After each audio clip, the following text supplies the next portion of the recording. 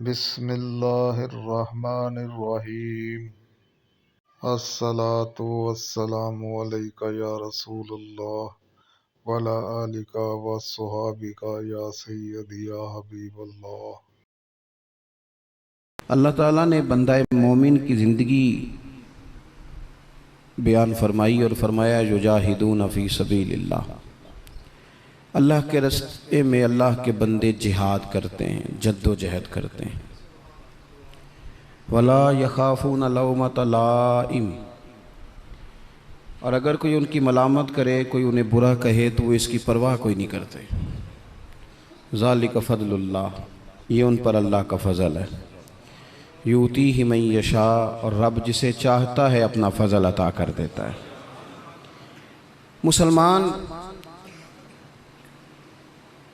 مسلمان کا مقصد یہ مسلسل جد و جہد کا نام ہے، مسلسل کوشش میں رہنا، اپنی روحانی ترقی کے لیے بھی، معاشی ترقی کے لیے بھی، دینی عروج کے لیے بھی، اسلامی اقدار کے لیے مسلسل کوشش میں رہنا، مسلسل دوسروں کو لے کے چلنے کے لیے، دوسروں کو پیغام حق دینے کے لیے، کفر کو پیغام دین دینے کے لیے، غلبہ اسلام کے لیے مسلسل جد و جہد کرنا، یہ مسلمان کو اللہ تبارک و تعالی اور اس کے پیارے حبیب علیہ السلام کی طرف سے مقصد دیا گیا۔ کنتم خیر امت اخرجت للناس، تم بہترین امت ہو، لیکن یاد رکھنا تمہیں لوگوں کے نفع کے لیے پیدا کیا گیا۔ تأمرون بالمعروف وتنہون عن المنکر، تم نے لوگوں کو معروف کا حکم دینا ہے اور منکرات سے منع کرنا ہے۔ مقصود اگر زندگی میں کچھ ہو پھر زندگی صحیح گزرتی ہے۔ بے مقصد جب یہ لوگ زندگی گزارتے ہیں تو آہستہ آہستہ پریشان رہنے لگ جاتے ہیں۔ مقاصد کیا تھے؟ مقصد یہ تھا کہ میں نے 2-4 کروڑ روپیہ زندگی میں جمع کرنا ہے، تو ہو گیا جمع، اب کیا کرے؟ اب پریشان رہنے لگ گیا، اب کہتا ہے پتہ نہیں سارا کچھ ہے، میرا دل ہی نہیں لگتا۔ مقصد اس کا یہ تھا کہ میں نے بہت اچھی بلڈنگ بنانی ہے، بہترین مکان بنانا ہے، تو بن گیا مکان، اب بھائی یہ چھوٹے مقاصد تھے۔ میں نے ملک سے باہر جانا ہے، جا کے سیٹ ہونا ہے، تو ہو گیا سیٹ۔ اب مقاصد جب تک بڑا نہیں ہوتا، مسلمان مقصد حیات کو جب تک پہنچتا نہیں اور جب تک وہ صحیح ڈائریکشن پر چڑھتا نہیں، اتنی دیر وہ پریشان ہے۔ وہ ٹامک ٹونیاں ضرور مارتا ہے، وہ والی بیماریاں ڈھونڈ کے لے آتا ہے جو دراصل اس کی بیماریاں ہیں ہی نہیں۔ وہ ڈھونڈتا چونکہ ان چیزوں کو ہے، پھر علاج بھی انہی کا کرتا رہتا ہے۔ یاد رکھیں، زندگی با مقصد بنائیں۔ مقصد کیا ہو؟ نیری روٹی کمانا مقصد نہ ہو، روٹی کمائیں بھی اور لوگوں کو کھلائیں بھی۔ آپ اگر اس لیے مال بڑھائیں گے کہ میں مالدار ہو جاؤں تو یہ تو محمود نہیں، یہ پیارا نہیں آپ کا یہ نظریہ۔ لیکن اگر مال اس لیے کمائیں کہ یا اللہ پیسے دینا، پر مجھے طریقہ بھی حضرت عثمان غنی والا دینا، مجھے سلیقہ حضرت عبد الرحمن ابن عوف والا دینا۔ آپ اگر مقاصد کے تحت زندگی گزاریں گے تو بے چین نہیں رہیں گے۔ اگر آپ کا کوئی مقصد ہے، آپ اگر صحابہ کرام علیہم رضوان کی مقدس زندگیوں کو دیکھیں تو کوئی مقصد تھا، کچھ پیچھے چھا جس کے لیے وہ جد و جہد کر رہے تھے۔ حضرت مولا علی شیر خدا کرم اللہ تعالی وجہ الکریم، ایک بات کرتا ہوں، ایک مثال دیتا ہوں۔ حضرت علی شیر خدا کا شمار بظاہر ابھی بچوں میں ہوتا تھا جب کلمہ پڑھا، اور جب ساری برادری اکٹھی تھی اور حضور نے فرمایا میں اللہ کا رسول ہوں، کون کون میرے ساتھ دین کی مدد کرے گا، کون مشکل وقت میں حفاظت کرے گا، تو سب چپ رہے۔ حضرت علی اٹھ کے کھڑے ہو گئے، کہا یا رسول اللہ میں محافظ بھی بنوں گا اور دین کا مددگار بھی بنوں گا۔ اب ایک مقصد بنا لیا ہے کہ میں نے تلوار لینی ہے، میں نے دین کی حفاظت کرنی ہے، میں نے یہ کام کرنا ہے۔ ایک مقصد تو ہے نا یار، ایک پروگرام بنا لیا ہے۔ اب حضرت مولا علی شیر خدا ہر میدان میں پہلی صف میں نظر آئے۔ ایک موقع ایسا آیا جہاں میرے حبیب علیہ السلام نے فرمایا کہ علی تم مدینے میں میرے پیچھے رہو، بچے ہیں، عورتیں ہیں، نگہبانی ہے، اور میں اس لیے اسی طرح تمہیں چھوڑ کے جا رہا ہوں جس طرح حضرت موسیٰ علیہ السلام جناب ہارون کو چھوڑ کے گئے تھے، مگر یہ کہ میرے بعد نبی کوئی نہیں۔ ایک موقع پر صرف چھوڑ کے گئے، جہاد پہ ساتھ نہیں لے کے گئے، تو حضرت علی رونے لگے، اللہ کرے آپ کو سمجھ آئے میری بات کی. بچہ ہمارا بھی روتا ہے پر وہ کہتا ہے میں نے سیر کے لیے جانا ہے. مقصود کچھ اور بنا لیا ہے نا. پیسے ہمارے بچے بھی مانگتے ہیں پر وہ کہتے ہیں کہ ٹور جا رہا ہے میں نے ساتھ جانا ہے. ہمیں بھی رونا آتا ہے کئی دفعہ لیکن وہ جو پارٹی ہم نے قابو کرنی تھی وہ کوئی اور کر کے لے گیا. یہ تو گاہک میرا تھا, یہ دائیں بائیں کیسے نکل گیا. رونا تک آ جاتا ہے. ان کا بھی رونا تھا. عرض کی یا رسول اللہ صلی اللہ علیہ وسلم آپ مجھے بچوں اور عورتوں پر چھوڑ کر جا رہے ہیں. تو حضور صلی اللہ تعالی علیہ وسلم نے فرمایا علی اسی طرح چھوڑ کے جا رہا ہوں جس طرح حضرت ہارون کو جناب موسیٰ کلیم چھوڑ کے گئے تھے. بھائی ایک مقصود تھا کہ میں نے میدان میں رہنا ہے, ایک ارادہ کیا تھا, ایک پروگرام بنایا تھا, پھر ساری زندگی وہ میدان میں رہے. ان کو جب خنجر لگا نا کوفے کی جامع مسجد کے قریب تو بندے کو تکلیف ہوتی ہے تو وہ ہائے کرتا ہے, بیٹے کو آواز دیتا ہے, نصیحتیں لکھواتا ہے. لیکن مولا علی کو خنجر لگا تو کیا کہتے ہیں؟ کہتے ہیں فزت برب الکعبہ. لو بھائی لوگو رب کعبہ کی قسم آج میں کامیاب ہو گیا ہوں. ایک مقصود بنایا تھا نا, آج میں اس مقصود تک پہنچ گیا ہوں. یار کوئی مقصد تو ہو. لو سنو بات, بخاری میں موجود ہے. ایک خاتون تھی جو مسجد نبوی شریف میں جھاڑو دیتی تھی. مشکل کام ہے. چلیں آپ بتائیں مجھے, مسجد کے اندر جھاڑو دینا آسان ہے کہ مسجد کا صدر بننا آسان ہے؟ نہیں, صدر بننا ہی سوکھا دے. اس لیے کہ صدر بن کے کرنا کچھ نہیں, نہ آرڈر ہی جاری کرنا ہے. اللہ ماشاءاللہ اچھے لوگوں کی بات نہیں کرتا. اس لیے اچھا زیادہ اجر والا کام تو یہ نا کہ اللہ کا گھر صاف کیا جائے. میں نے تو علماء سے کئی جگہ کہا ہے کہ اس عہدے کا نا آپ کوئی نام بدل دیں, اس سیٹ کا نگران کر دیں, سرپرست کر دیں. کیونکہ جب صدر آپ کہہ دیتے ہیں نا تو صدر پاکستان کا سب سے بڑا آئینی عہدہ ہے, اور صدر اگر با اختیار ہو تو پہلا کام اسمبلیاں توڑنے کا کرتا ہے, تو پھر مشکل ہو جائے گی. ایک خاتون مسجد نبوی شریف میں جھاڑو دیتی تھی. کوئی مقصد تو ہے نا یار, یعنی جمعے والے دن میں نے جھاڑو دینا ہے, کوئی مقصد تو ہے. میں نے یار اللہ کے گھر, اللہ کا گھر سمجھ کے, کمیٹی کی مسجد سمجھ کے نہیں, محلے کی مسجد سمجھ کے نہیں, رب کا گھر سمجھ کے میں نے یار وہ واش روم صاف کرنے ہیں جن کے اندر لوگ گزرتے ہیں اور نماز کے لیے اپنے آپ کو تیار کر کے لوگ وضو سے فارغ ہو کر کے آتے ہیں. ایک مقصود ہے, ایک ارادہ کر لیا ہے, کوئی پروگرام تو ہو. ایسے محمل فضول وقت گزرتا جائے. یعنی ہمارے ہاں نا کچھ لوگ کہتے ہیں میں بور بڑا ہوتا ہوں. آپ نے ناراض نہیں ہونا, میں سینکڑوں اور ہزاروں لوگوں کو جانتا ہوں جو ان سے پوچھنا کیا کر رہے ہیں تو کہتے ہیں ٹائم پاس کر رہا ہوں. تو میں کہتا ہوں آپ نے ٹائم کو بالکل فضول سمجھ لیا ہے.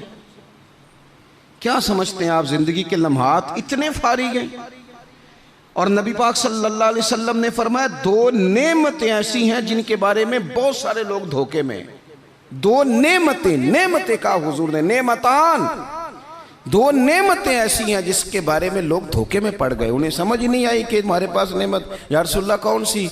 حضور نے فرمایا ایک صحت اور ایک فرصت.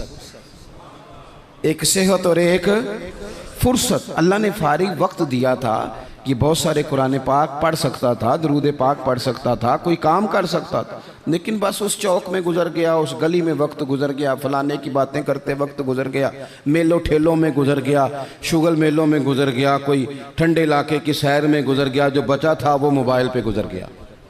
بیت گئے اوقات ہمارے.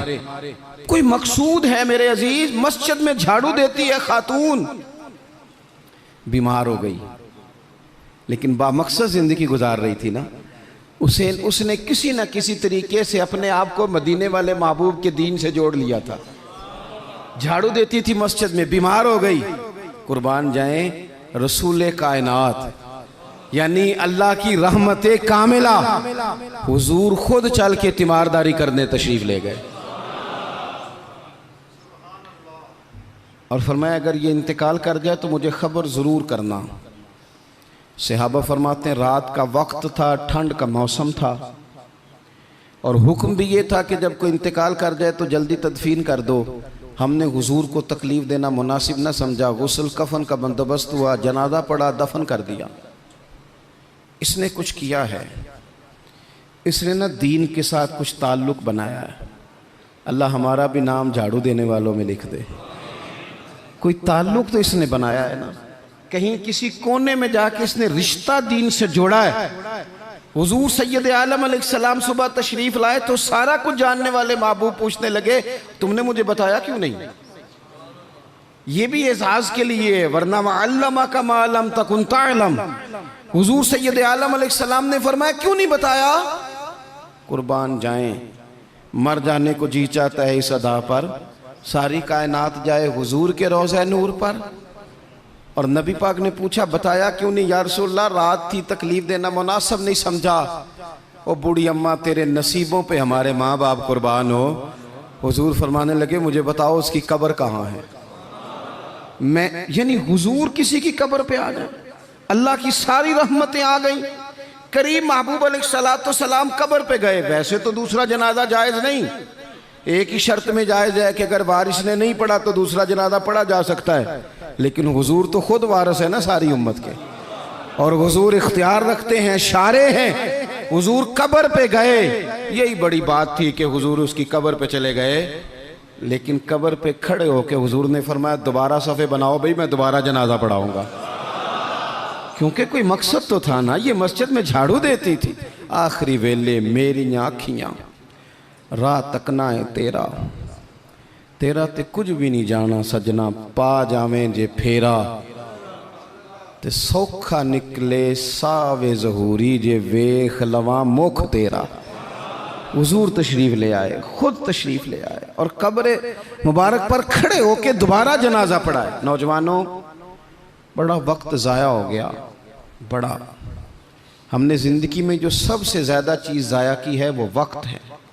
یاد رکھنا، مجھے نہ بتانا، کسی دوست کو نہ بتانا، لیکن اپنے آپ سے ضرور سوال کرنا کہ زندگی میں ہمیں جتنی ناکامیاں ملی ہیں نا، اس کی اصل وجہ یہ ہے کہ ہم نے وقت ضائع کیا ہے، اور بڑا ضائع کیا ہے۔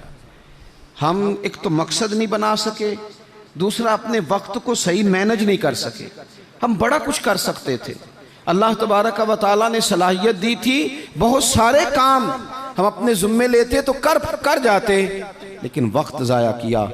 امام بہقی نے حدیث لکھی ہے، میرے رسول پاک صلی اللہ تعالیٰ علیہ وسلم نے ارشاد فرمایا جب صبح دن چڑھتا ہے نا تو دن اعلان کرتا ہے، وہ دن اعلان کرتا ہے، کہتا ہے میں آج آیا ہوں، آج کے بعد نہیں آؤں گا، آج کے بعد نہیں آؤں گا، کچھ کرنا ہے تو کر لو۔ آج جو دن آیا ہے نا، آج یہ قیامت تک دوبارہ واپس نہیں آئے گا، کچھ کر لو۔ جس نے آج تلاوت نہیں کی اس کا یہ دن بغیر تلاوت کے گزر گیا۔ میرے عزیز، جس نے آج درود پاک نہیں نہ پڑھا، حضور کو یاد نہیں کیا، اس کا یہ دن گزر گیا بغیر درود پاک۔ جس نے آج سجدوں کی کثرت نہیں کی، یہ دن بیت گیا، دن کہتا ہے دوبارہ نہیں آؤں گا۔ حضرت عمر بن عبدالعزیز رحمۃ اللہ علیہ سے کسی نے کہا حضور یہ کام رہنے دیں، کل کر لیں گے، تو آپ فرمانے لگے اگر یہ کام کل کروں گا تو جو کام کل کرنے وہ کب کروں گا؟ یہ کل پہ ڈال دوں گا تو جو کام کل کرنے وہ پھر کب کروں گا؟ وہ کل والا دن بھی پھر اسی طرح گزر جائے گا۔ 39 سال عمر پائی حضرت عمر بن عبدالعزیز نے۔ کتنی؟ ہلکا سا بولیے گا، 1 کم 40، 1 کم 40، 39 سال عمر۔ پچھلے بادشاہ ظالم تھے، یہ ان کے ظلم بھی ہو گئے، عوام کے ساتھ بڑی جگہ پہ وہ خیر نہیں کر پاتے تھے، جناب عمر وہ خیر بھی کر گئے۔ حضرت عمر بن عبدالعزیز رحمۃ اللہ علیہ سارا حکومت کا نقشہ بھی بدل گئے، یہ 20 قرآن بھی پڑھ گئے اور کروڑوں دفعہ مدینے والے پہ درود و سلام بھی بھیج کے چلے گئے۔ عمر 39 سال پائی، عمر 39 سال پائی۔ بیت گیا ہمارا وقت، پیچھے پلٹ کے دیکھتے ہیں تو بڑا کچھ ضائع کر آئے۔ مزید نہ کرنا، مزید نہ کرنا۔ اپنے اگر ہم چاہتے ہیں معاشرہ اصلاح پذیر ہو تو ایک تو با مقصد، دوسرا وقت بالکل کسی موقع پہ ضائع نہیں کریں، کسی موقع پہ۔ امام شافعی رحمۃ اللہ علیہ فرمایا کرتے تھے، میں نے صوفیاء سے ایک بات سیکھی ہے جس نے مجھے بڑا نفع دیا ہے۔ حضور وہ کیا ہے؟ آپ فرماتے ہیں صوفیاء فرمایا کرتے ہیں کہ وقت ایک تلوار ہے، اسے اپنے ہاتھ میں کر لو تو بڑی مشکلات کاٹ ڈالو گے، اور اگر تم نے اس کو اپنے ہاتھ میں نہ کیا تو پھر وقت تو تلوار ہی ہے، یہ تمہیں کاٹ ڈالے گا، پھر تم کٹ جاؤ۔ جوان بالخصوص یہ ٹائم پاس یہ نکال دیں۔ مزاج بن گیا ہے ہمارا شغل میلے کا، گپیں گھنٹوں بھی ہوں تو وقت کا پتہ نہیں چلتا۔ شغل میلے کا، میں آپ کو پتہ ہے ہم غلام ہیں اولیاء کے، ہم صوفیاء کے نظریات کو قرآن و سنت کی ترجمانی سمجھتے ہیں، لیکن یہ کہ آپ نے نہیں دیکھا ہوگا کہ 20 لوگ اکٹھے ہو کے کسی جگہ ایک گلی سے نکلے ہوں، کوئی پوچھے کدھر جا رہے ہو تو کہیں ہم جمعہ پڑھنے جا رہے ہیں مسجد میں، 20 ہو کے نہیں نکلتے۔ لیکن اگر ٹھنڈے علاقے میں سیر کرنے جانا ہو تو 20 کی بس بھر جاتی ہے کہ نہیں؟ اگر کہیں فلانی جگہ میلہ لگا ہوا ہے تو پھر 2-3 گلیوں سے بسیں بھر جاتی ہیں کہ نہیں؟ میں اکثر کہتا ہوں کہ آپ نے شغل میلہ بنا لیا ہے مزارات کو، شغل میلہ، سارے رستے میں نماز نہیں پڑھی، کیا مزاج، وقت کو ضائع کر رہے ہیں اور بڑا زیادہ کر رہے ہیں، اور یہ پلٹ کر ہاتھ نہیں آئے گا۔ جن لوگوں نے کام کیا، ہمارا ہزارہ اختلاف ہے یورپ کے ساتھ، پر یہ بات تو مان جاؤ نا، انہوں نے اپنا وقت مینج کر لیا ہے، مینج کر لیا۔ ہم ابھی تک ہیں، بہت ساری چیزیں ہیں، ناروں میں زندہ ہیں، انہوں نے مینج تو کیا ہے۔ تیسری بات میرے عزیز اصلاح معاشرہ کے لیے جو بڑی اہم اور بڑی ضروری ہے وہ یہ ہے کہ ترجیحات کا تعین کریں زندگی میں۔ میری دراصل ترجیح کیا ہے، اصل مقصود کیا ہے؟ یہ ہمارے مذہبی اجتماعات ہوتے ہیں، مجھ سے لوگ وقت لینے کے لیے آتے ہیں، بڑے اچھے لوگ ہوتے ہیں، خیر کے لیے آئے ہیں، ورنہ ہمیں کون پوچھتا ہے۔ تو میں کئی دفعہ پوچھتا ہوں دوستوں سے کہ جو آپ محفل کرا رہے ہیں تو کوئی پس منظر بھی تو بیان کریں نا، مقصود کیا ہے؟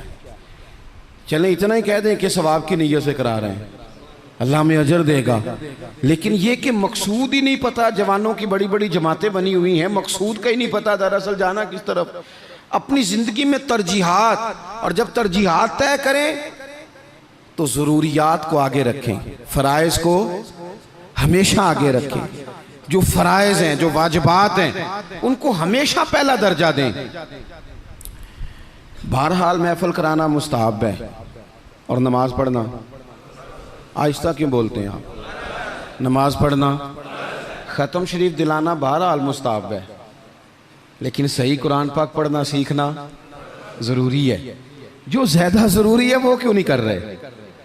ترجیحات اگر آپ لے آئیں گے نا، میں بہت سارے لوگوں کو جانتا ہوں توجہ سے ختم دلاتے ہیں، ہمیں بھی کہتے ہیں مولانا اس دفعہ ابا جی کے ختم پہ آپ کی باری ہے، پچھلے سال فلانے کو بلایا تھا، اس سے پچھلے سال فلانے کو۔ بھئی آپ نماز پڑھتے ہیں؟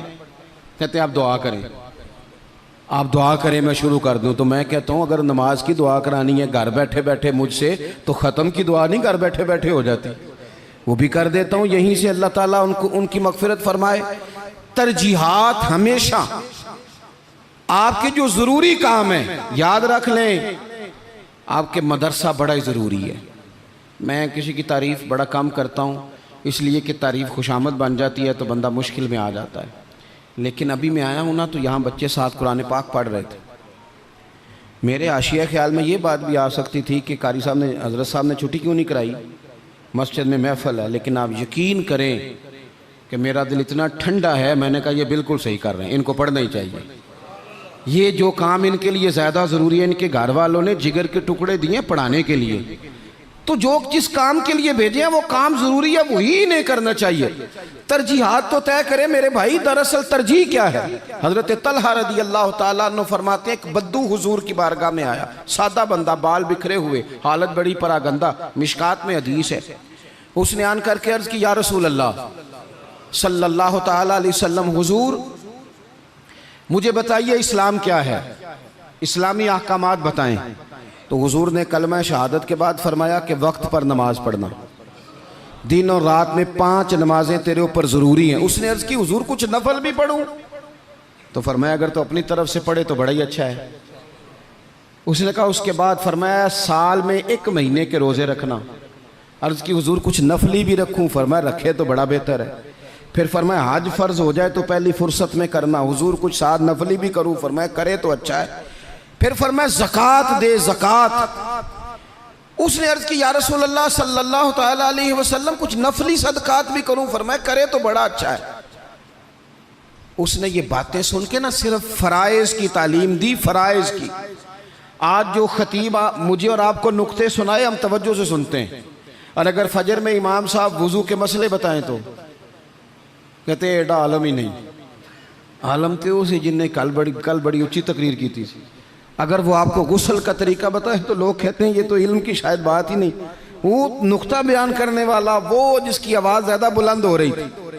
آواز بلند ہونا زیادہ ضروری نہیں ہوتا، دلائل بلند ہونا ضروری ہوتا ہے۔ آپ کی دلیل کتنی مضبوط ہے یہ زیادہ اہم ہے۔ تو اللہ کے محبوب علیہ السلام نے فرمایا فرض نماز پڑھ، زکوٰۃ دے، رمضان کے روزے رکھ، حج کر۔ حضور سید عالم صلی اللہ تعالیٰ علیہ وسلم نے یہ ترجیحات بتائیں۔ وہ شخص پتہ ہے حضور سے کیا کہتا ہے؟ کہتا ہے یا رسول اللہ جو میں نے آپ سے سنا ہے نہ کمی کروں گا نہ اضافہ کروں گا۔ گویا وہ مان گیا کہ میں ترجیح دوں گا فرائض کو۔ تو رسول پاک صلی اللہ علیہ وسلم نے فرمایا صحابہ کی طرف دیکھ کے فرمایا اگر یہ جو کہہ رہا ہے اس پہ ڈٹا رہا، جو اس نے کہا ہے اگر وہ سچ کیا اس نے، تو فرمایا پھر یہ بندہ کامیاب ہو جائے گا، پھر یہ فلاح پا جائے گا۔ آپ ترجیح ہمیشہ اہم کام کو دیں۔ میں جو بات کرنے لگا ہوں میرے علماء اس کی ذمہ داری لیں گے۔ آپ سے یہ نہیں پوچھا جائے گا کہ آپ نے مزار پہ چادریں کتنی ڈالی ہیں، یہ ضرور پوچھا جائے گا کہ ماں باپ کی خدمت کی کہ نہیں کی۔ تو جو ترجیح ہے مزار پہ چادر ضرور ڈالیں، منع نہیں، پر یہ کہ وہاں وقت پہ جانا، وہاں ڈیوٹی ٹھیک کرنا اور اماں ابا گھر میں پریشان ہو۔ رسول کائنات صلی اللہ علیہ وسلم کی خدمت میں ایک صحابی حاضر ہوئے، عرض کی یا رسول اللہ صلی اللہ تعالیٰ علیہ وسلم میں ایک مسئلہ دریافت کرنے آیا ہوں۔ میرے دوستو پتہ ہمیں کیا ہوا ہے؟ ہم نے نا باہر وقت بہت زیادہ دیا ہے، اور جو ہمارے گھر کے اندر ہماری ذمہ داریاں تھیں نا، ہمارے بچے، ہماری بیوی، ہمارے بہن بھائی، ان ذمہ داریوں سے نا ہم نے جان چھڑائی ہے، الا ماشاءاللہ کچھ لوگوں نے۔ بچے کو چارج کیا، بچہ تنگ کر رہا ہے، لگا دو گیم موبائل پہ، چلو ہماری جان چھوٹی، وہ جانے اس کا کام جانے۔ آپ اگر 10-15 منٹ بچے کو دیتے وہ آپ سے کھیلتا، وہ مانوس ہوتا۔ آپ کہتے ہیں میں بڑا مصروف ہوں، اور بھائی تو اتنا مصروف تو نہیں جتنے مدینے والے محبوب مصروف ہیں۔ لیکن رسول پاک کے تو کندھوں پہ امام حسن چڑھ کے سواری کیا کرتے تھے، حضور کی تو گود میں امام حسین کھیلا کرتے تھے۔ حضرت ابو ہریرہ کہتے ہیں میں نے دیکھا ہے کہ حضور نے ان کے بازو تھامے، انہوں نے پیر پہلے حضور کے مقدس قدموں پہ رکھے، پھر انہوں نے اپنے قدم مبارک حضور کی مبارک پنڈلیوں پہ رکھے، پھر ٹخنوں پہ رکھے، پھر پیٹ پہ رکھے، پھر حضور کی زبان چوسنی شروع کر دی۔ تم کیوں وقت نہیں دے رہا اپنے بچوں کو؟ کیوں نہیں ہم وقت دے پاتے اپنے نواسوں کو، نواسیوں کو، پوتوں اور پوتیوں کو؟ وہ جو ہمارے لیے ضروری تھا وہ ہم سے مانوس ہونے کی بجائے کسی بد عقیدہ سے جا کے مانوس ہو جاتے ہیں۔ پتہ تب چلتا ہے جب سارا عقیدہ بگڑ جاتا ہے۔ اپنے گھر کے اندر جو ذمہ داریاں ان کو ترجیح دیں۔ حضور سید عالم علیہ السلام نے فرمایا خیرکم خیرکم لأہلہ وانا خیرکم لأہلہ، فرمایا تم میں بہتر وہ ہے جو اپنے گھر والوں کے لیے بہتر ہے، وانا خیرکم لأہلہ، اور جا کے پوچھ لو میں تم سب سے بڑھ کے اپنے گھر والوں کے ساتھ خیر کرنے والا۔ ترجیح دیں۔ ایک صحابی آئے، عرض کرتے ہیں یا رسول اللہ صلی اللہ علیہ وسلم میری بیوی پہ حج فرض ہے، وہ حج کرنے جا رہی ہے، یہ سیاستہ میں حدیث موجود ہے، اور میرا نام ایک غزوے میں لکھ دیا گیا ہے، میں جہاد کے لیے جا رہا ہوں، نام میں نے لکھوا لیا ہے، حکم میرے لیے کیا ہے؟ میری باتوں کی سمجھ آ رہی ہے آپ حضرات کو؟ میری بیوی حج کے لیے جا رہی ہے، وہ صاحب استطاعت ہوگی، ظاہر ہے اس کے پاس مال ہوگا، وہ جا رہی ہے، اس کو جانا ہے، وہ تیار ہے، اور میرا نام غزوے میں لکھا ہے، تو حکم کیا ہے؟ دیر نہیں لگائی رسول پاک نے، حضور فرمانے لگے تو اپنا نام غزوے والی لسٹ سے کٹا، جہاد پہ نہ جا بلکہ تم محرم بن کر اپنی بیوی کے ساتھ حج کرنے جا، وہ تیری ذمہ داری ہے، وہ تیرے علاوہ کون محرم بنے گا اس کا؟ تو جو تیری ڈیوٹی کا کام ہے اسے تو کرنا، ترجیحی بنیادوں پر کام کو کریں۔ 4 باتیں ہو گئیں، ایک بات آخر میں 5ویں، ہم نا بہت ساری چیزوں کی اصلاح کرتے ہیں، لفظ بھی کئی دفعہ تراش لیتے ہیں، جملے بھی بڑے اچھے ترتیب دے لیتے ہیں، لیکن آہستہ آہستہ نا ہمارے لہجے سخت ہو گئے۔ ساری توجہ لفظوں پہ نہ دیں، کچھ لہجوں پر بھی دیں۔ لہجہ جو ہوتا ہے نا انسان کا، لہجہ یعنی بیٹے کو آواز دی، ابا جی نے کہا بیٹا اس نے کہا جی ابا جی کیا مسئلہ، حکم کریں، ابھی تو میں گیا تھا۔ اس میں جملہ گستاخی والا کوئی بھی نہیں، پر لہجہ گستاخی والا ہے۔ ابا جی کیا حکم ہے؟ کوئی گستاخی ہے اس لفظ میں؟ ابھی تو میں یہاں سے گیا ہوں، کوئی گستاخی ہے؟ لیکن اس کا جو لہجہ ہے نا، چلیں میں آسان کرتا ہوں، آپ کی سمجھ میں بات آئے گی۔ قرآن پاک میں حضرت لقمان اپنے صاحبزادے سے باتیں کرتے ہیں، اور وہ سورہ لقمان کی بالکل ابتدا میں وہ آیات موجود ہیں۔ تو حضرت لقمان نے نا اپنے بیٹے کو جو نصیحتیں کی، ایک نصیحت یہ بھی کی تھی، کہا وَلَا تُصَغِّرْ خَدَّكَ لِلنَّاسِ، بیٹا لوگوں سے رخسار ٹیڑھا کر کے بات نہ کرنا، منہ ٹیڑھا کر کے ترشروئی کے ساتھ بات نہ کرنا۔ ترشروئی، وہ بوڑھا سسر بوڑھی ساس بہو سے کہتی ہے پتر روٹی لانا، تو روٹی لائی ہے تو اس نے زور سے برتن پٹکا ہے زمین پہ، پانی ڈالا ہے تو زور سے رکھا ہے، دروازہ تلخی سے بند کیا ہے۔ بوڑھے تھے بیچارے، بیمار تھے، پریشان ہو گئے۔ شام کو بیٹا آیا تو رو پڑے، کہا پتر تیری بیوی بڑا پریشان کرتی ہے۔ تو اس نے کہا اپنی بیوی سے ادھر آنا، تو بیوی جواب میں پتہ کیا کہتی ہے؟ توجہ ہے میری بات پر؟ وہ کہتی ہے ابا جی نے پوچھو میں آکھیا کی ہے، آکھیا واقعی کچھ نہیں سن۔ اگر وہ لفظ بتانا چاہے تو لفظ واقعی کوئی اس نے کہا ہی نہیں، تو بتائے کہاں سے؟ اس نے واقعی کچھ نہیں کہا۔ ابا جی سے پوچھے میں نے، کہا کیا؟ اماں جی سے پوچھے میں نے، تو کیا بتائے ابا جی؟ گلاس بولے گا کہ اس نے تلخی سے مجھے پھینکا تھا، کہ دروازہ بولے گا؟ اب وہ جو تلخی ہے نا، وہ رویے کی ہے۔ ہمارا نا صرف مسئلہ، میں نے قرآن مجید پڑھا ہے کہ جناب لقمان نے اپنے بیٹے سے کہا پتر رخسار ٹیڑھا کر کے لوگوں سے بات، تھوڑا سا رویہ تو ٹھیک ہو نا۔ ہمارے رویے نا، کسی جگہ تھوڑی دیر کے لیے ٹریفک بند ہو تو لوگوں کا رویہ دیکھنا، تھوڑی دیر کے لیے کسی جگہ اگر ٹھہرنا پڑ جائے تو مزاج دیکھیں لوگوں کا۔ ہمارا آپ کسی سے نا کسی کے بارے میں سوال کریں، پوچھیں سیاستدان کیسے ہوتے ہیں، پھر ہمارا رویہ دیکھیں۔ آپ پوچھیں پولیس والے کس طرح کے ہوتے ہیں، پھر دیکھیں رویہ۔ آپ پوچھیں تیرا کیا خیال ہے اپنے سسرال والوں کے بارے میں، پھر رویہ دیکھیں۔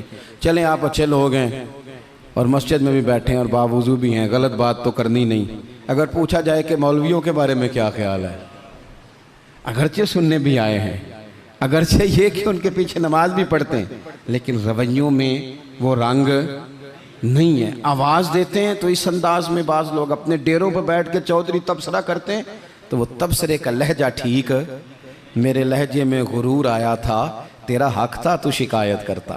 اور میرے بھائی لہجے پر بھی تھوڑی توجہ دیں، انداز۔ کچھ لوگ کہتے ہیں جی میں کڑوا اس لیے ہوں کہ سچا ہوں، سچے بندے کڑوے ہوتے ہیں۔ میں نے کہا یہ مثال ہی غلط ہے سرے سے۔ کائنات میں سب سے زیادہ سچ مدینے والے محبوب نے بولا ہے، سب سے زیادہ سچ حضور نے بولا ہے، پر وہ سچ اتنا میٹھا تھا کہ لوگوں نے دوڑ دوڑ کے اسے حاصل کیا ہے۔ سچ ہی تو میٹھا ہوتا ہے، کس نے کہہ دیا سچ کڑوا ہوتا ہے؟ یہ ہم کڑوا بنا دیتے ہیں۔ ترشروئی، تھوڑا سا نا لہجے پر بھی دیکھیں نا، ایک بیٹا ہے، لہجے کی بات ہے نا۔ والدہ نے، وہ بیچاری اماں کو ٹیلی فون آ گیا بیٹی کا کہ اماں جی 20,000 روپیہ چاہیے، میں مجبور ہوں، میں تکلیف نہ دیتی۔ تب وہ والد والدہ بیٹھے ہیں، مشورہ کر رہے ہیں، بیٹا پہلے ہی زیادہ تنخواہ کوئی نہیں، خرچے پہلے ہی زیادہ ہیں، کیسے کہیں گے؟ بڑی انہوں نے نا مشورہ کر کے، بیٹا آیا تو بڑے پیار سے پریم سے بات کی، کہا پتر دل تو نہیں کرتا، ہمیں تیرے حالات کا پتہ ہے، پر تیری بہن بیچاری کو نا 20,000 کی ضرورت۔ اب ایک لہجہ یہ ہے۔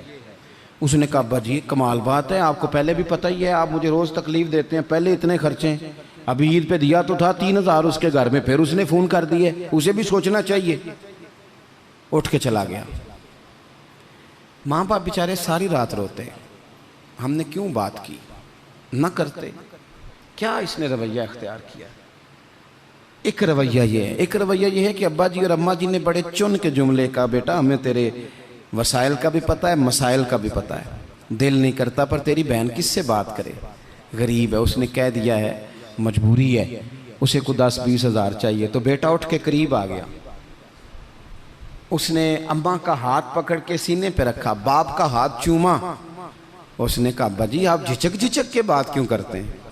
20,000 کی کیا بات ہوئی، میری جان بھی حاضر ہے، غریبی اور بات ہے، مجبوری اور بات ہے، پر آپ حکم کیا کریں، میں غلام ہوں آپ کا, آپ جھجک کے میرے ساتھ بھی جھجکیں گے؟ آپ کھل کے بات کریں, آپ کو فون کر دینا چاہیے, میں ادھار پکڑوں کچھ کروں, آپ جو کریں گے. روئے گا اس کا ابا بھی ساری رات ہی, روئے گی اس کی اماں بھی ساری رات ہی, پر دعائیں مانگتی روئے گی. ابا دعائیں مانگتا روئے گا کہ یا اللہ اس طرح کی اولاد سب کو عطا فرما. روئے گا. رویے, لہجے, انداز, گفتگو, اس میں تبدیلی کی ضرورت ہے, اس میں تبدیلی کی ضرورت ہے. حضرت جابر ابن عبداللہ رضی اللہ تعالیٰ عنہ روایت کرتے ہیں, ایک صحابی فرماتے ہیں حضور پہلے دن مدینہ تشریف لائے ہجرت کر کے, میں زیارت کے لیے گیا تو میں نے مسکراتے دیکھا. بڑے بڑے وقت آئے نا, ان میں بدر بھی آیا, احد بھی آیا, احد میں شہادتیں بھی ہوئی, ان مواقع میں بڑا کچھ آیا, لیکن میں نے حضور کو 10 سال زیارت کرتا رہا, جب بھی ملا ہوں مسکراتے ملا ہوں. اور میں حضور کے وصال ظاہری سے کچھ دن پہلے بھی زیارت کرنے گیا تو مدینے والے کو مسکراتے ہی دیکھا ہے. تلخی بڑی ہے رویے میں, تلخی بڑی ہے مزاجوں میں. تو پھر اپنی بات ساری دہراتا ہوں. سب سے پہلے تو زندگی با مقصد کریں, بے مقصد نہ بنائیں, ورنہ آپ بلا وجہ کے پریشان رہیں گے. دوسری بات یہ کہ اس با مقصد زندگی میں پھر وقت ایک لمحہ بھی ضائع نہ کریں. اپنے سارے معاملات کو ترتیب دیں, اٹھنا کتنے بجے ہے, کھانا کتنے بجے.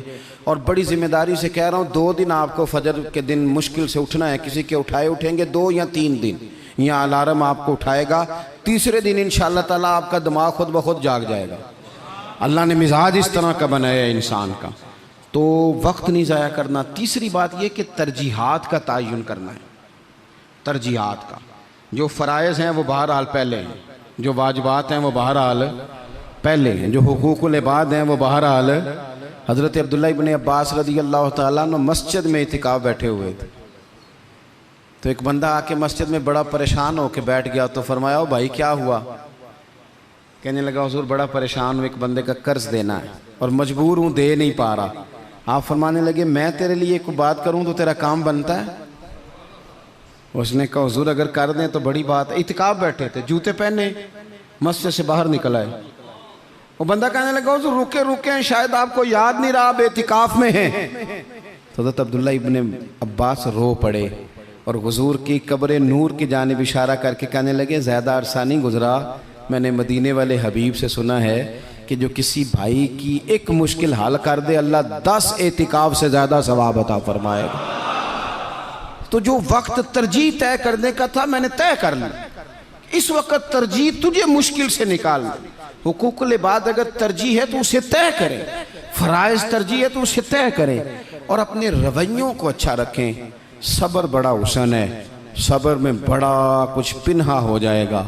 بے صبر آدمی چند قدم بھی نہیں چل سکے گا, تھک جائے گا. یہ چیزیں زندگی میں پیدا کریں. امید ہے ہماری اصلاح بڑی قریب آ جائے گی. امید ہے کہ بڑی جلدی ہم اس رستے چلے جائیں گے جو اللہ رسول کے قرب کی جانب بڑھتا ہے.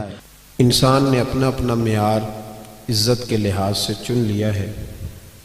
کچھ لوگ یہ سمجھنے لگے ہیں کہ شاید بہت زیادہ لوگ جس کو جانے وہ آدمی بڑا عزت والا ہوتا ہے, حالانکہ بدنام جو ہوں گے تو کیا نام نہ ہو. کیا بات ہے. کچھ لوگ سمجھتے ہیں کہ بہت زیادہ پیسہ ہو تو پھر انسان عزت والا. کچھ کا خیال یہ ہے کہ جس کو سارے لوگ رستہ چھوڑ کے سٹیج پہ لے جائیں وہ شاید زیادہ باعث عزت ہے. لوگوں نے اپنے اپنا معیار بنایا, لیکن یاد رکھنا اللہ تبارک و تعالیٰ نے ساری عزتیں اپنے محبوب کے قدموں کے ساتھ وابستہ. سبحان اللہ. آپ دین کو چھوڑ کر عزت حاصل کر نہیں سکتے. عزت ساری دین کے ساتھ وابستہ ہے. میری بات پہ توجہ کریں آپ حضرات, اور تھوڑی دیر آپ بات کو سمجھیں گے. میں اتنی دیر بات کروں گا جتنی دیر محسوس کروں گا کہ آپ میری بات کو سمجھ رہے ہیں. یہ کوئی پابندی نہیں ہے کہ اس کو بات کو بڑا کھینچ کے کرنا ہے. اعلیٰ حضرت رحمۃ اللہ لکھا ہے جس نے لوگوں کا وقت ضائع کیا اس نے بھی حساب دینا ہے. تو کوئی بات اس لیے بار بار نہیں دہرائی جائے گی کہ گھنٹہ یا سوا گھنٹہ پورا کرنا ہے. بات ایک آپ سے عرض کرنی ہے, جو عنوان میرے ذمہ لگایا گیا اس پر کچھ بات عرض کرنے کی کوشش کرنی ہے. یہ یاد رکھیں کہ انسان جتنی مرضی بھی ملمہ سازی کر کے اپنے آپ کو بڑا کرنے کی خود کوشش کرتا ہے نا, وہ اتنا پیچھے ہٹتا جاتا ہے. عزت وقار یہ ہے ہی اللہ کے پاس, اور اللہ جس کو چاہتا ہے عطا فرماتا ہے. ساری دنیا مل کے کسی شخص کو باعزت کرنا چاہے تو کر نہیں سکتی، اور سارے لوگ مل کے کسی کو رسوا کرنا چاہیں تو کر نہیں سکتے۔ ہمارے ہاں نا بہت زیادہ جھوٹ آ گیا، بہت زیادہ۔ نفس نے جب تک غلبہ کیا نا لوگوں پہ تو عجیب و غریب سی کشمکش ہے، نہیں سمجھ نہیں آتی۔ پہلے یہ حال ہوتا تھا کہ لوگ سچائی میں اپنا حسن سمجھتے تھے، اب ہم جب بچی کا رشتہ دکھاتے ہیں تو کرائے کے مکان میں چلے جاتے ہیں، جھوٹ بولتے ہیں کہ یہ بھی ہے وہ بھی ہے۔ تو جب آپ رشتے کی بنیاد جھوٹ پہ رکھیں گے تو اس میں پھر محبت کیسے پیدا ہو؟ صرف مسئلہ یہ نہیں ہے کہ لڑکے والے لالچی ہیں، مسئلہ یہ ہے کہ لڑکی والے لالچ دے رہے ہیں، تو جھوٹ کے سہارے لوگ عزت حاصل کرنے کی کوشش کرتے ہیں۔ ابھی میں محفل میں آیا تھا تو ہمارے نقیب نے آپ کو یہ دعوت دی بھائی نے کہ آپ اٹھ کے استقبال کریں۔ میری یہ رائے ہوتی ہے، میری یہ رائے ہے کہ اٹھ جانا ہی تو خالی ادب کا نام نہیں نا جی۔ کیا بات ہے؟ جو دل سے ادب کرتا ہے وہ نہ بھی اٹھے تو پھر بھی ادب والا ہی ہے۔ مطلب آپ دیکھیں نا، آپ روڈ پہ اگر وزیر چڑھ جائے تو پھر بھی غریب کو رستہ نہیں ملتا، تو اگر کوئی پیر چڑھ جائے تو پھر بھی رستہ کوئی نہیں ملتا۔ 50 گاڑیاں آگے لگی ہوئی ہیں، بڑی مشکل حالت ہے، پیچھے ہٹ جاؤ، بندوقوں والے فلانے، یہ معیار نہیں۔ آپ اگر سمجھیں کہ یہ معیار ہے، اس سے کچھ دیکھیں نا، آپ تو لوگ سمجھتے ہیں جس کی تصویریں زیادہ چھپتی ہیں وہ زیادہ عزت والا ہے، کوئی معیار ہے؟ تو دولت بھی معیار نہیں۔ پھر معیار کیا ہے؟ اللہ کریم نے قرآن مجید میں فرمایا، اے میرے محبوب کے غلاموں، اگر تم اپنے رب سے محبت کرنا چاہتے ہو نا تو پھر میرے نبی کی غلامی کرو، اور تمہیں ملے گا کیا؟ قل ان کنتم تحبون اللہ، محبوب ان سے فرما دیجیے اگر یہ اللہ سے محبت کرنا چاہتے ہیں تو فاتبعونی، ان سے کہیے آپ کی غلامی کریں۔ عزت کتنی ملے گی؟ یحببکم اللہ، واہ واہ واہ، اللہ خود ان سے محبت فرمائے گا۔ اللہ کرے آپ کو سمجھ آئے میری بات کی، لفظوں پہ غور فرمایا کریں۔ قرآن مجید کی آیت ہے یحببکم اللہ، اللہ خود ان سے محبت کرے گا۔ جس سے وزیر اعظم محبت کرے اس کا کیا حال ہوتا ہے؟ ایم این اے اور ایم پی اے صاحب محبت کریں تو وہ آدمی تو بیچارہ سیدھا کھڑا بھی نہیں ہو سکتا، اتنا بھاگتا دوڑتا ہے۔ تو میں نہیں پتا کہ ہماری پارٹی کی حکومت ہے، تو بتلاؤ نا میرے بھائی، جس سے اللہ محبت کرے۔ کیا بات، کیا بات۔ اپنا معیار یہ سمجھ لیں کہ سچ میں معیار ہے۔ وہ ہمارے ہاں نا لوگ یہ سمجھنے لگے ہیں کہ اچھے اخلاق والا وہ ہوتا ہے جو میٹھا بولتا ہے، تو میں کہتا ہوں میٹھا تو لوگ مطلب کے لیے بھی بولتے ہیں۔ میٹھا فقط اخلاق میٹھا بولنے کا نام تو نہیں نا میرے بھائی۔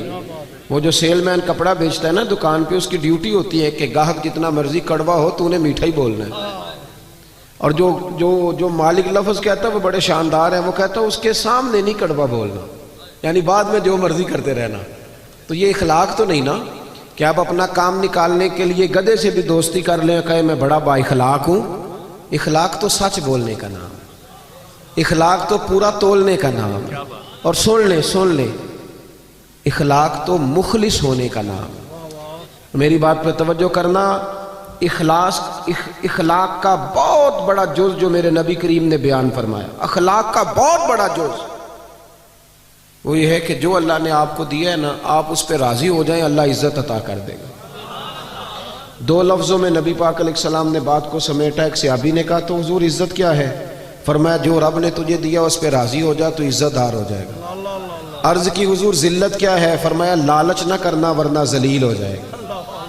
یہاں اس قدر زیادہ لالچ ہے، اس قدر زیادہ لالچ کہ دین جو خالص جو دین اللہ رسول کو راضی کرنے کا نام تھا، آخرت کی فکر کرنے کا نام تھا، وہاں بھی دیہڑیاں لگتی ہیں، وہاں بھی معیار بن گیا ہے۔ میں کہا کرتا ہوں کہ اور بڑے کام تھے، دھوکہ دے کے بندہ اور کسی طریقے سے کمائی کر لیتا کہ اللہ رسول کا نام ہی رہ گیا تھا کمائی کرنے، اسی نام پہ اب کمائی کرنی تھی، اب یہی کام باقی رہ گیا تھا۔ بھائی عزت دیکھیں نا، کچھ لوگ سمجھتے ہیں کپڑوں میں عزت ہے۔ وہ ایک درویش نے مثال لکھی ہے، اس نے کہا کہ ایک آدمی نے نا اپنے بہت سارے دوستوں کو اپنے بیٹے کے ولیمے کی دعوت پہ بلایا تھا۔ تو آپ کو پتہ ہے اب جب تک آپ نے کپڑے زبردست نہ پہنے ہوں تو تب بھی مارکیٹ میں کوئی ریٹ نہیں ہوتا، یہ بھی بہت بڑا معیار ہے۔ اب تو اس نے دعوت پکائی، سارے لوگوں کو بلایا، تو ایک دوست اس کا تھا بڑا مالدار، اس کی ورکشاپ تھی، تو وہ بیچارہ گھر نہیں گیا بلکہ ورکشاپ سے ہی वलीमे पे आ गया, तो कपड़े मैले कुचाले थे, तो वो जो बाहर खड़ा था ना बॉडी गार्ड, उसने कहा तू किधर? उसने कहा मेरा भी यार है, उसने बुलाया। उसने कहा मेरे मालिक के तो सारे तगड़े तगड़े यार हैं, तेरी तरह का तो उसका कोई यार है ही नहीं, तो तू छुट्टी कर। उसने कहा नहीं, मेरे पास दावत आई थी, ये तो बस मैं वर्कशॉप से आ गया हूँ, घर नहीं गया। उसने कहा नहीं मियाँ, ये कोई मेयार नहीं, तेरी हालत ही कोई नहीं। आपको पता है ना आजकल बंदे की कदर नहीं, उसकी जेब की कदर है। महफिल मिलाद में भी आप 1.5 लाख रुपया आपको स्टेज पे बिठाया जाएगा। हाँ, जिसकी